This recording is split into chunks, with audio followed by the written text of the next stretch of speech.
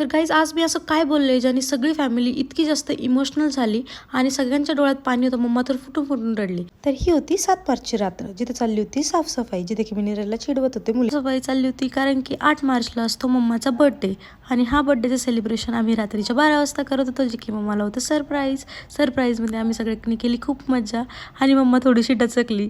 आणि त्यानंतर गाईज नीरज बघा काय करतोय. घरात कुठला प्रोग्राम असेल आणि नीरजची मजाक मस्ती चालणार नाही असं कधी होईल का? आता तुम्ही नीरज बघा काय करतोय.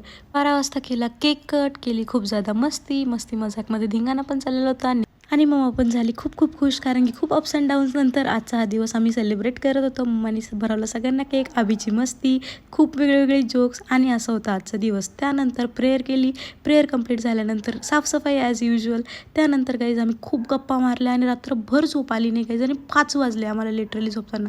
मग काय एवढा लेट झोपल्यानंतर लेट उठलो, लेट सगळं आवरायला लागलो. त्यानंतर फास्टमध्ये सुरू केलं डेकोरेशन. इकडे चिमी डेकोरेशन बघत होता आणि तो खूप खुश होत होता. त्याला वाटत होतं नवीन काय चाललंय. आता तो पण त्याच्या एका वेगळ्याच मस्तीमध्ये होता. नंतर तो इरिटेट करायला लागला म्हणून त्याला टीव्हीवरती दिलं डॉग चालू करून, जे की त्याला खूप आवडतं. त्यामुळे तो पण झाला होता खुश. आणि गाईज फायनली डेकोरेशन झालं कम्प्लीट. ज्या डेकोरेशनवरती होतं हॅपी बर्थडे मा. त्याच्यानंतर गाईज मुलं पण लागली घाई मॅच बघायला, जोपर्यंत सगळी येत नाही. त्याच्यानंतर मम्मानी एवढी सगळी बिर्याणी पण बनवून ठेवली होती. त्यानंतर गाईज सेलिब्रेशन स्टार्ट केलं. सर्वात आधी प्रेयर सुरू झाली.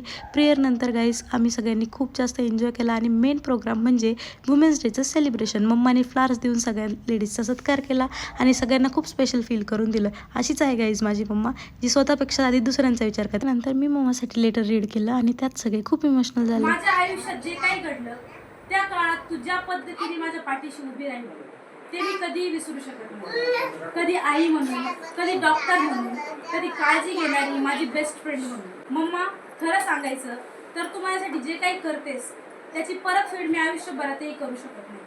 कधी कधी वाटतं सॉरी आणि थँक्यू हे शब्द तुझ्या प्रेमासाठी खूप छोटे आहेत. कट केला हा सुपर मॉमवाला स्पेशल केक आणि केक कटिंगच्या वेळेला मम्मासोबत होते घरातले सगळे छोटे छोटे चिल्लर गँग. त्यात सगळ्यांनी खूप एन्जॉय केला, सर्वांना खूप मजा आली.